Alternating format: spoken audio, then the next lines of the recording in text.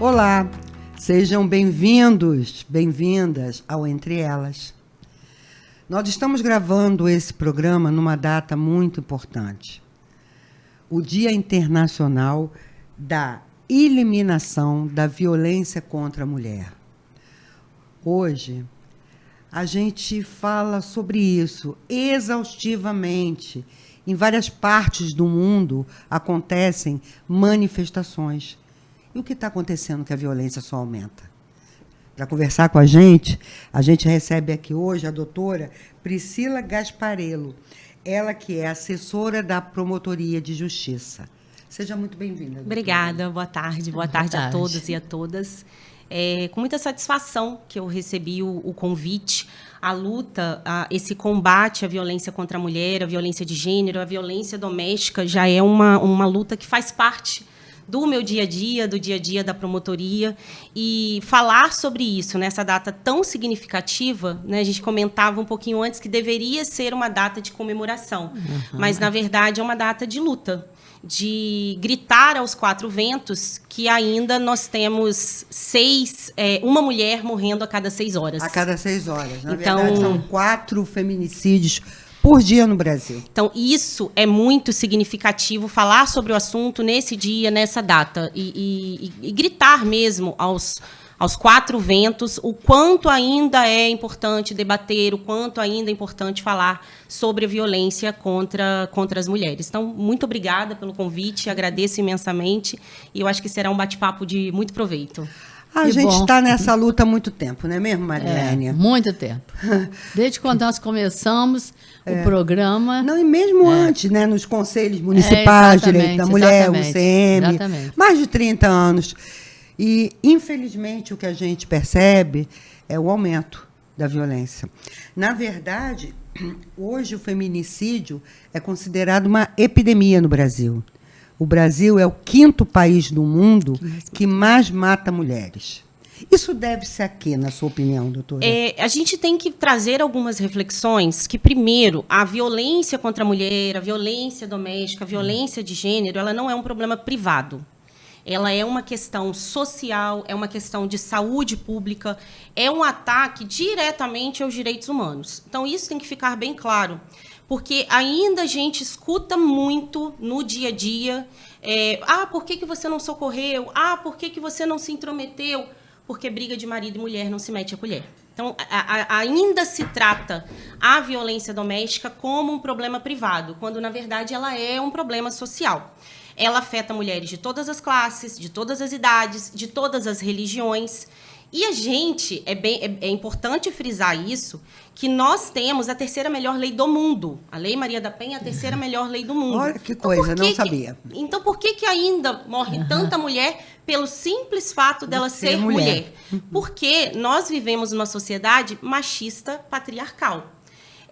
O Data Senado divulgou uma pesquisa recente em que foram entrevistadas várias mulheres e 61% dessas mulheres afirmou que vive num país machista. Mais de 80%, né, falaram na entrevista que não se sentem seguras andando pelo país. Então, isso é um marco muito importante. Eu sempre cito como, quando eu vou falar sobre violência doméstica, quando eu for conversar sobre violência doméstica, vamos imaginar que eu estou aqui na porta, entrando aqui, e alguém passa e pega minha bolsa e leva meus pertences, minha identidade, meu telefone. Na maioria das vezes, a vítima, eu não vou fazer um boletim de ocorrência, porque eu vou ter que ir na delegacia, eu às vezes não vou lembrar de quem é a pessoa, o fato, eu vou trabalhar, vou comprar outro telefone, ou outro computador, ou o que seja. Então, isso vai entrar no que a gente chama de cifra negra, né? Se esquece. É um ataque, mas acaba que não me ofende de tal modo. A violência contra a mulher, ela é diferente. A violência doméstica, 81% das mulheres que estão sofrendo violência doméstica de quem? Dos ex-companheiros ou dos companheiros. Então, é algo que está dentro dos lares. É um pai, é uma mãe, é uma sogra, é um sogro, porque hoje a gente, né, a violência doméstica, ela não precisa, pode ser homem ou pode ser mulher, o agressor, ele pode ser um agressor ou pode ser uma agressora, mas 97%, o percentual de quem pratica violência doméstica é o homem. Então, isso envolve algo interno.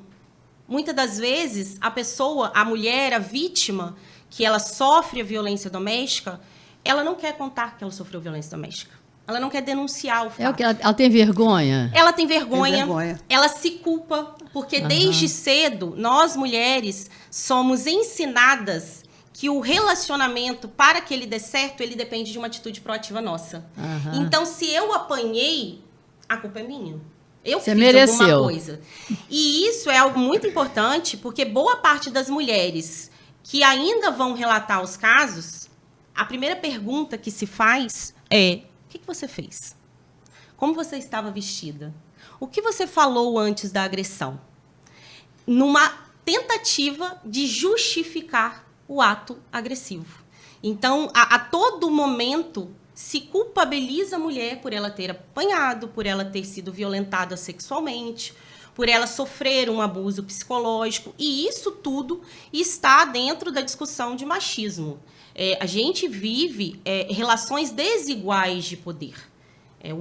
Desde cedo, mulheres são ensinadas a cuidar do lar, a casar, a ter filhos. Se calar. A se calar. E não que isso seja errado, né? A questão toda não é essa.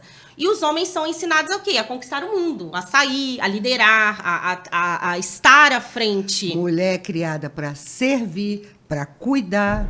Aliás, ela não é nem ensinada, ela é adestrada. Ela é adestrada desde sempre. Ela é adestrada para casar e ser mãe.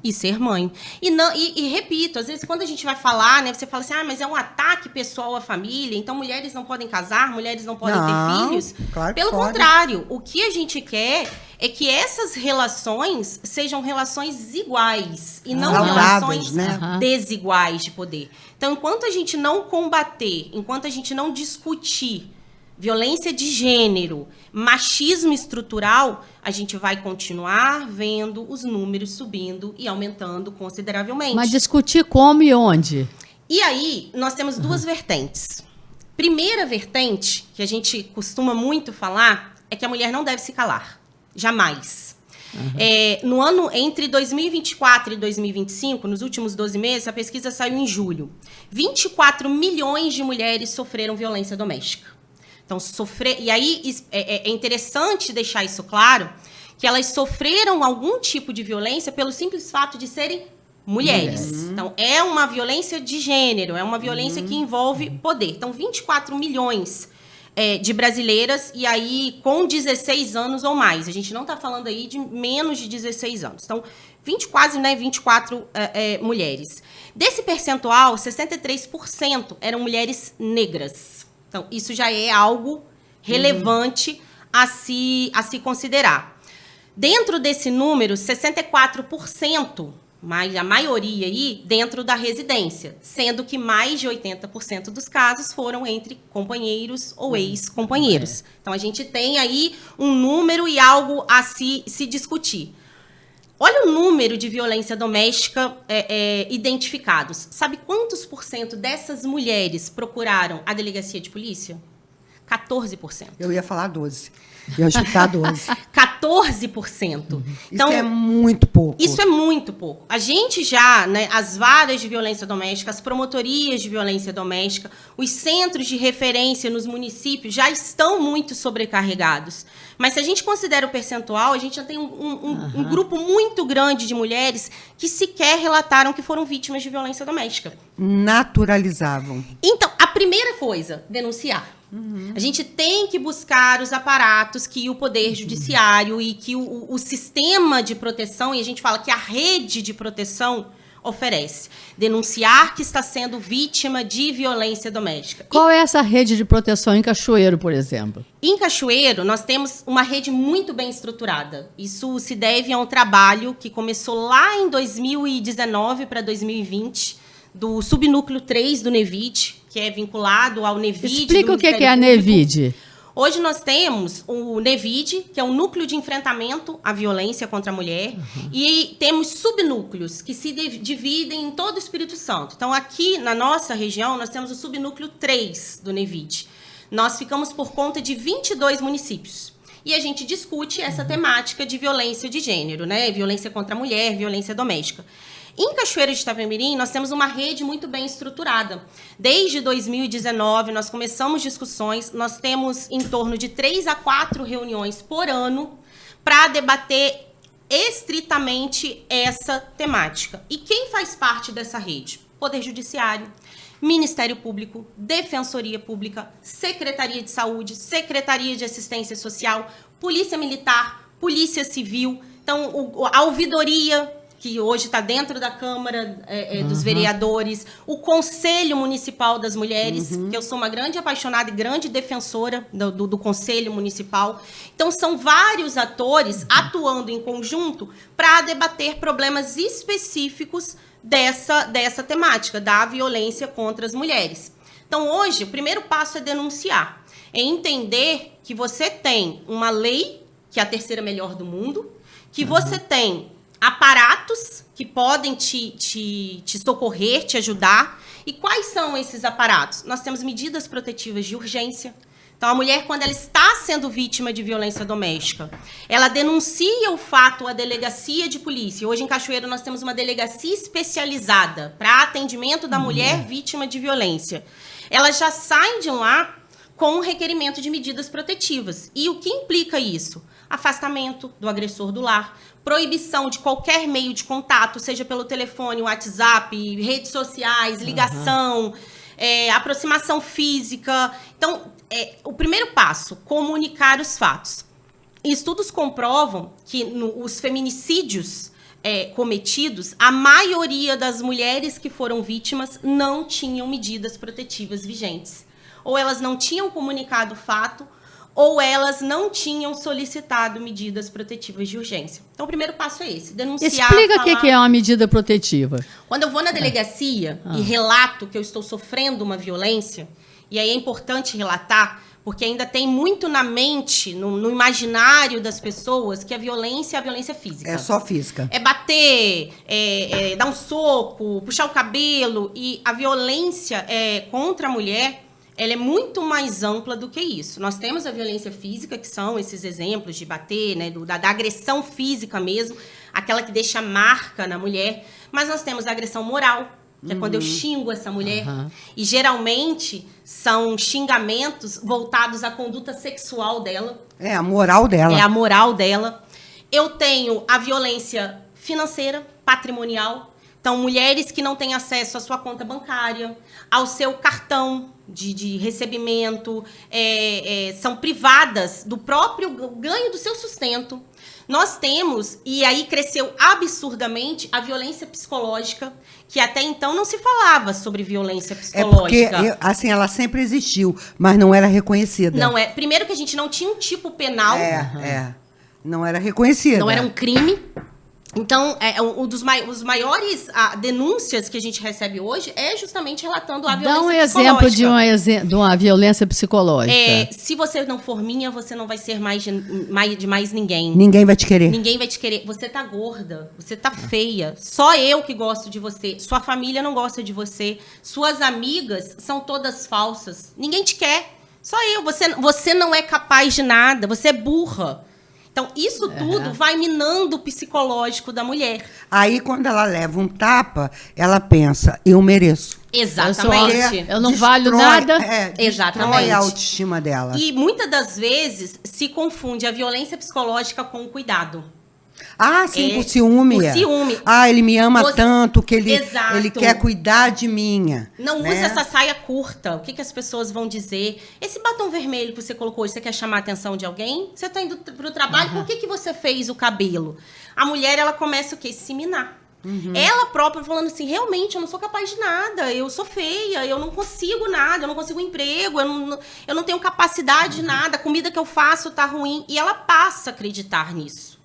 E ela é vítima de violência psicológica durante anos.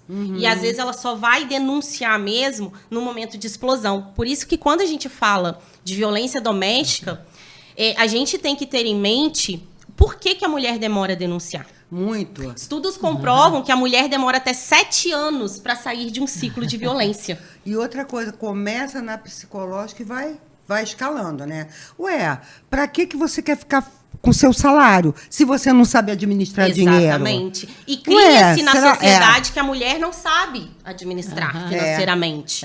Exatamente. E aí, dentro disso, Esse menino ficou doente, a culpa é sua. Que não cuidou direito. E vai por aí. E a mulher, ela vai se culpabilizando e ela entra num ciclo de violência. Por quê? Quando a gente fala, né, dentro dos estudos criminológicos, às vezes a gente tem um criminoso que ele vai cometer um único ato. Então, ele furtou por uma necessidade, ou ele se envolveu no tráfico por uma questão do meio que ela vive. Ou vai ter o criminoso, aquele que é voltado para o mundo do crime mesmo. A gente tem correntes dentro do direito que fala que é o criminoso nato, que é aquele que nasce para o crime. A mente criminosa. Criminosa, né? A psicologia explica um pouco disso. Em regra, o agressor, aquele que comete uma violência doméstica, ele não vem com uma estrela na testa. Ele não vem escrito, eu sou um agressor. Eu sou um agressor de mulheres. Ele não vem. Na maioria das vezes, ele é uma pessoa bem quista pela sociedade. O Joãozinho é maravilhoso, é uma pessoa educada, uma pessoa simpática, cumpre seus deveres, mas dentro de casa ele é outra pessoa. Por quê? Relação desigual. Ele acredita que a mulher está abaixo dele. Ele acredita que a mulher deve ser subordinada a ele, deve estar ao bel prazer dele. Então, é por isso que é muito difícil.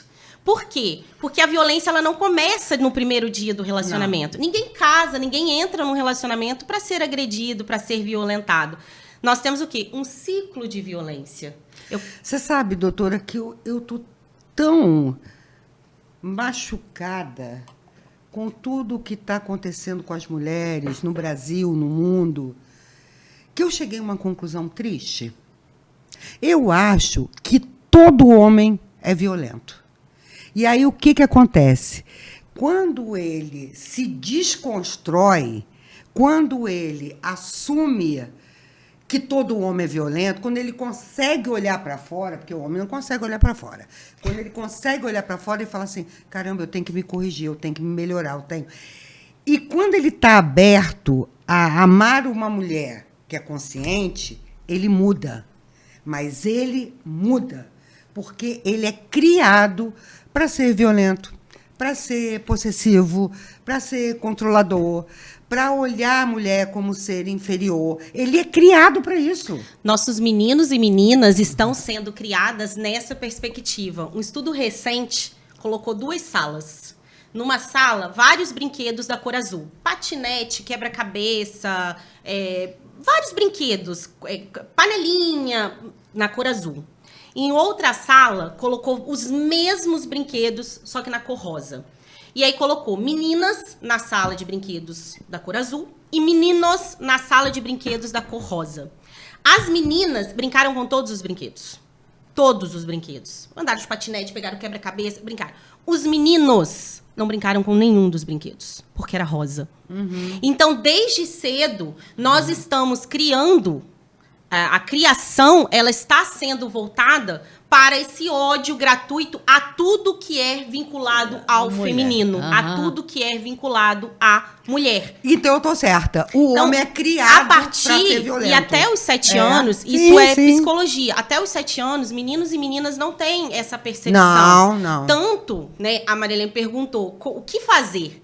Tanto que é hoje um trabalho nosso muito grande e, assim, aproveitar esse espaço para parabenizar a Secretaria Municipal de Educação de Cachoeiro, tratar sobre o assunto dentro das escolas. Sim, é o único jeito. Porque é na educação. É explicar o que é violência de gênero. E aí, né, eu acho que é muito bom reforçar isso. Nós não estamos falando de ideologia de gênero, porque isso não existe dentro da literatura da educação, dentro das diretrizes básicas da educação. Nós estamos discutindo gênero, respeito ao próximo, as diferenças, as constituições familiares.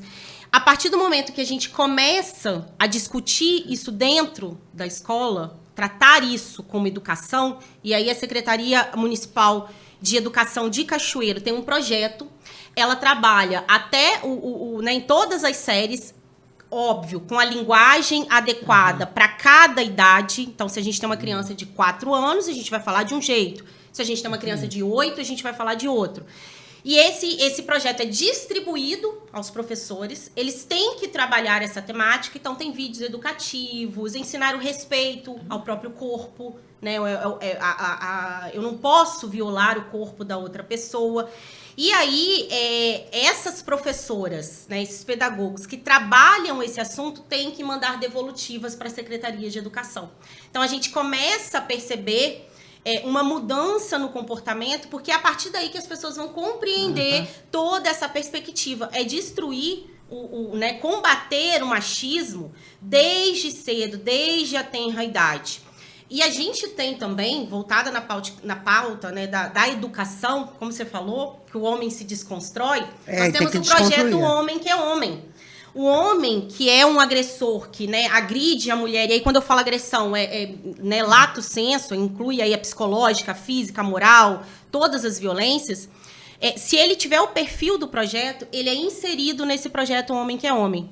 Ele tem que frequentar 8 encontros com psicólogos, assistentes sociais, educadores, que vão falar sobre o quê? Machismo, comunicação não violenta, controle da própria... Ensinar o que deveria ter sido ensinado lá na infância. E a prática, a boa prática comprova que a cada 20 homens que participam desse projeto, apenas 5 voltam a cometer violência doméstica. Eu estava aqui fazendo um retrospecto aqui na minha cabeça, que esse homem, ele é criado para ser violento. Porque nós, mulheres, também somos machistas. Sim, sim, com certeza. Ele é criado para ser violento. Aí, quando ele vai... então, no âmbito familiar, ele é violento com a esposa, ele é violento com a filha, e o filho pode tudo, né? Aí, ele sai e vai para o ambiente de trabalho. No ambiente de trabalho, ele pratica assédio moral. Né? E aí você vê, inclusive, nossas parlamentares, né? Sofrendo violência. Que são chamadas de... É como a Simone, a senadora hoje, ministra, Simone Tebet, falou. Ela estava na CPI da Covid e ela cresceu para cima de um senador e ele a chamou de histérica. E aí ela falou, olha, nós estamos acostumadas a sermos xingadas, porque para vocês é xingamento, de feia, loucas, de velhas, velhas e gordas. Agora, quando vocês baixam o nível mais ainda, vocês nos chamam de histéricas. Deputada de São Paulo, que se aproximou da mesa para falar com o presidente e veio um colega e apalpou os seios dela. Quer dizer, é como se o corpo da mulher tivesse à disposição do homem. E isso é uma característica, nós temos a lei, o feminicídio, né, que é o feminicídio? É matar uma mulher por uma questão de gênero ou por uma questão de violência doméstica. Então, eu estou matando pelo simples fato dela ser mulher. Então, distingue aí do homicídio. Primeiro, que não é um crime passional. A gente tem que começar a combater essa expressão. Não é um crime de ódio contra as mulheres. Eu estou violando... Crime de ódio. Exatamente. De ódio. E aí, a partir de 2015, que ela foi inserida, né, o feminicídio foi inserido dentro do ordenamento jurídico, dentro do nosso Código Penal, como um crime específico, nós tivemos uma diminuição, desde 2015 para cá, em 10% no número de feminicídios. Também é importante destacar isso. Hoje, o feminicídio é o crime no Código Penal com a maior pena. Nós temos uma pena mínima de 20 a 40 anos. Então, se o homem mata uma mulher nessas condições, né, relação íntima de afeto, dentro da convivência familiar, ele já inicia ali o cumprimento da pena no regime fechado, porque são 20 anos a pena mínima. Pena mínima. Hoje, a maior pena do nosso Código Penal. Então, nós temos boas leis. A Lei Maria da Penha é a terceira melhor do mundo. Sim. Nós temos hoje vários... Óbvio que, né, dentro do dia a dia ali, a gente vê que muita coisa poderia melhorar, mas a gente já avançou muito. Doutora, desde 1988 nós para cá. temos a melhor Constituição do mundo, a que mais contempla os direitos humanos. Mas eu fico ouvindo vocês duas falando aí, eu estou achando interessante que a semana passada eu ouvi de uma mulher culta até, ela falou assim, sobre um feminicídio que ocorreu, ela falou assim, mas por que essa pessoa foi sair de madrugada?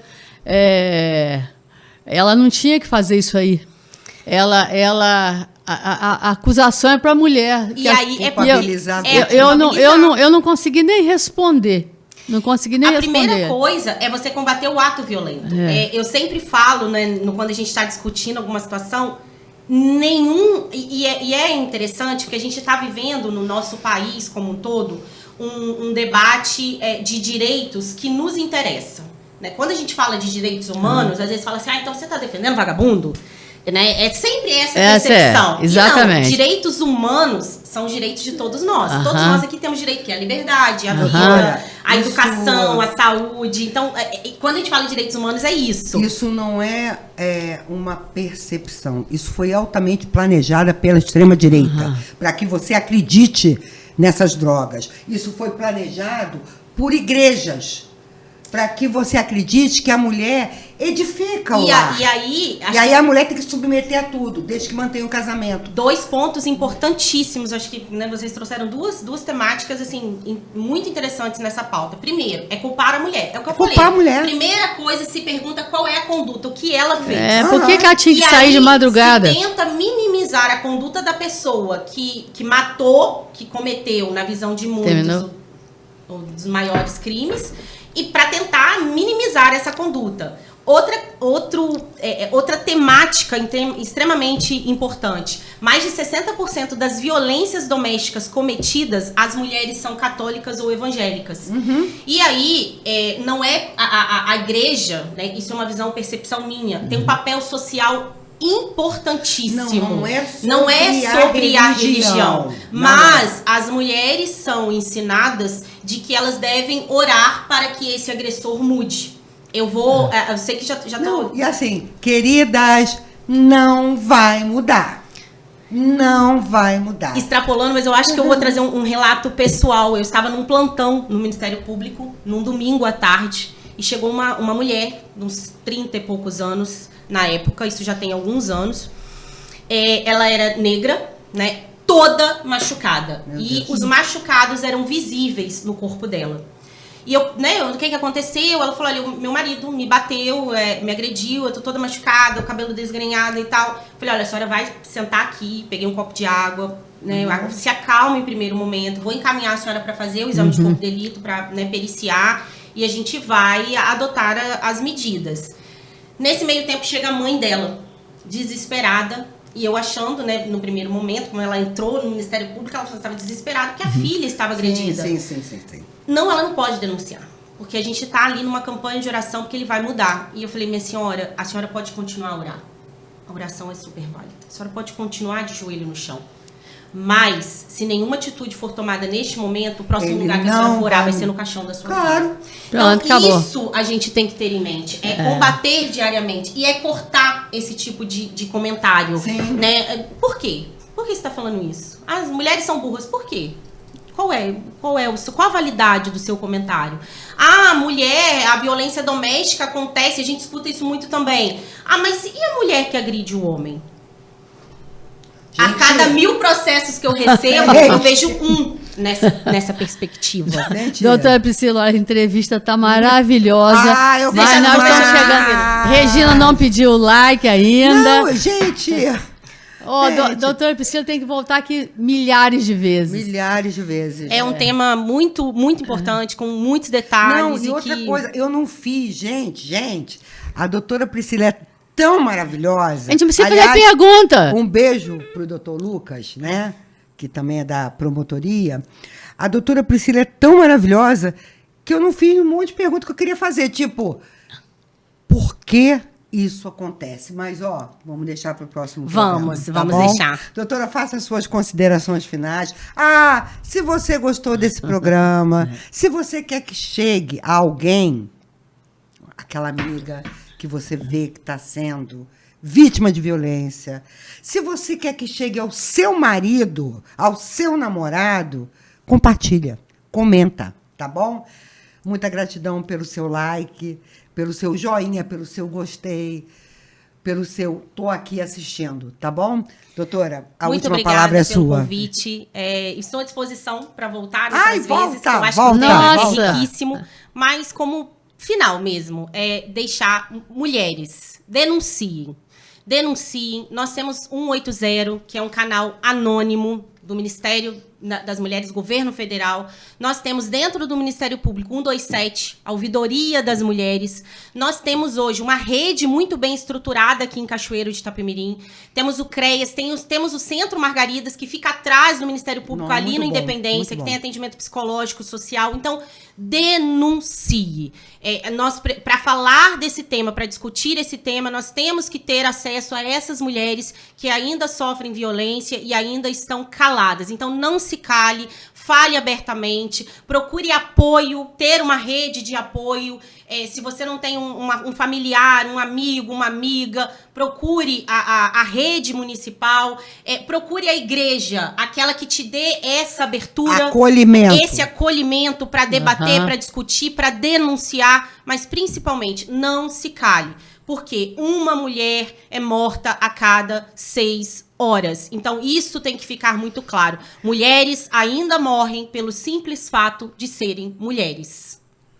Tá bom? Maravilhoso, né? Então tá. Até o próximo Entre Elas. Tchau.